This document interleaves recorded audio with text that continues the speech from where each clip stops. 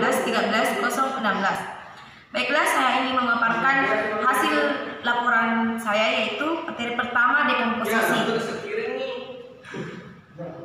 Latar belakang dekomposisi merupakan salah satu tingkatan yang paling penting di biokimia. Tingkat dekomposisi merupakan salah satu keadaan ketika unsur-unsur hara akan diserap kembali oleh tanaman. Sebagian besar zat hara dikembangkan adalah berikut sasaran yang tidak dapat berlangsung diserap langsung oleh tumbuhan, tetapi harus melalui proses dekomposisi terlebih dahulu. Proses dan komposisi serasa antara lain dipengaruhi oleh kualitas rasa tersebut, yaitu sifat fisik dan sifat kimia, dan beberapa faktor lingkungan yang mempengaruhi proses dekomposisi seperti organisme dalam tanah, curah hujan, suhu, dan kelembapan.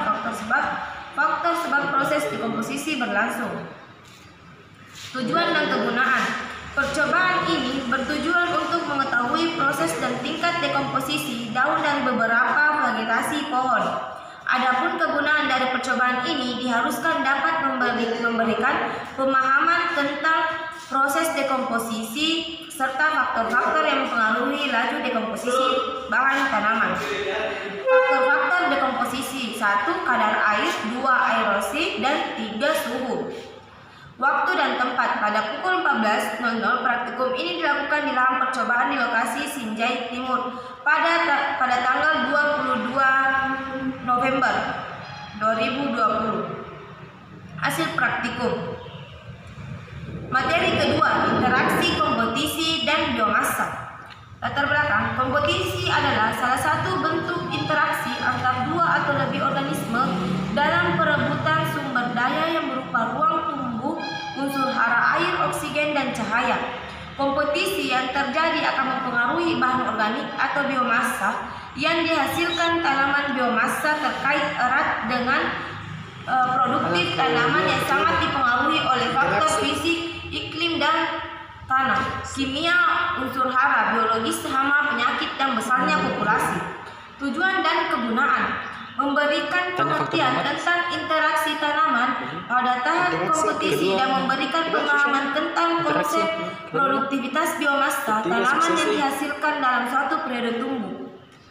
Waktu dan tempat. Praktikum ini dilakukan di lahan percobaan di Mangotong, Kecamatan Sinjai Utara pada pukul 14.21. Hasil praktikum.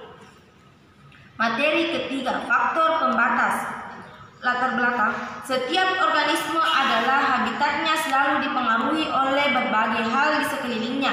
Setiap faktor yang dipengaruhi terdapat kehidupan organisme adalah faktor lingkungan yang mempunyai dimensi ruang dan waktu yang berarti kondisi lingkungan. Tujuan dan kegunaan. Bertujuan untuk mengetahui aspek faktor pembatas cahaya dan air sebagai komponen utama lingkungan tanaman dan pengaruhnya terhadap pertumbuhan tanaman. Pada tahap awal percobaan diharapkan dapat memberikan pengetahuan tentang batas toleransi tanaman terhadap cahaya dan air, di mana cahaya dan air mempengaruhi pertumbuhan tanaman.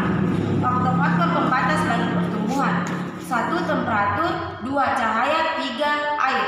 Waktu dan tempat. Praktikum ini dilakukan di kebun percobaan di Kecamatan Tanglempoi, Desa Lapai pada hari Minggu tanggal 20 Desember 2020. Waktu hasil praktikum. Materi keempat, suksesi. Latar belakang. Perkembangan ekosistem menuju kedewasaan dan keseimbangan disebut suksesi. Suksesi terjadi sebagai akibat dan modifikasi lingkungan fisik dalam komunitas atau ekosistem. Proses suksesi berakhir dengan sebuah komunitas atau komunitas klimaks atau telah tercapai keadaan setimbang. Tujuan dan kegunaan. Praktikum ini dilaksanakan adalah untuk mengetahui suksesi secara umum, jenis-jenis suksesi, dan kapan terjadinya suksesi. Percobaan ini bertujuan untuk mengetahui pergeseran vegetasi dari suatu daerah. Jenis-jenis suksesi. 1. Suksesi primer, 2. Suksesi sekunder. Faktor-faktor yang mempengaruhi laju suksesi: 1. Iklim, 2. Topografi, 3. biotik.